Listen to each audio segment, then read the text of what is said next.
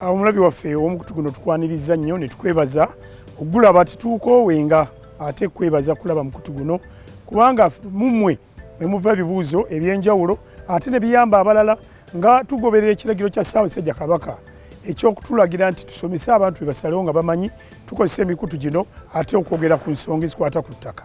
Erinnya Kizito Moses Gambobbi, ekitongole kya Buganda Land Board njozayoza Ssaabasajja Kabaka okuweza emyaka 7 abasajja bo wetuli okuweereza obwakabaka nga tusinzira mikutu gino.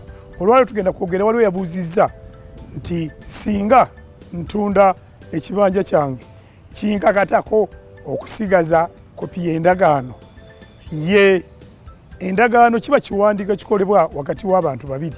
Mu nsonga zino ez'ettaka wabeerawo atunda mu luzungu bamuyita vendor ne wabeerawo ne purchaser oba omuguzi.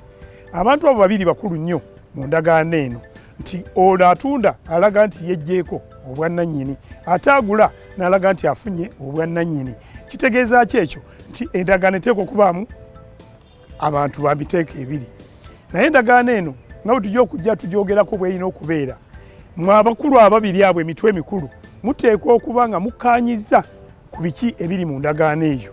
N'olwekyo gwe agula otwalako kopi, n'atunda n'atwalako kopi. Kyalibadde kirungi n'abajulizi abo abataddeko emikono nabo ne mubawaako kopi olw'ebyo ebiyinza okujja mu maaso.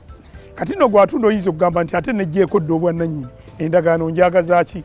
Waliwo enjogera egamba nti kuffe ffenna mu nsi teri muwanvu nnyo kumanya biki biyinza kuddirira oba biri mu maaso. N'olwekyo okuuma kopi eyo ku lw'ebyo ebiyinza okujja mu maaso. Wayinza okuba okutaataaganyizibwa kw'oyo aguze oba okufiirizibwa oba ye yennyini ng'ayagala okukumpanya endagaano gye wasigaza kopi yayinza okutaasa embeera bw'etyo. N'ekyo mwembi mwetaaga ne kopi ezo. Mwebale tulaba Ssaabasajja Kabaka awangaale.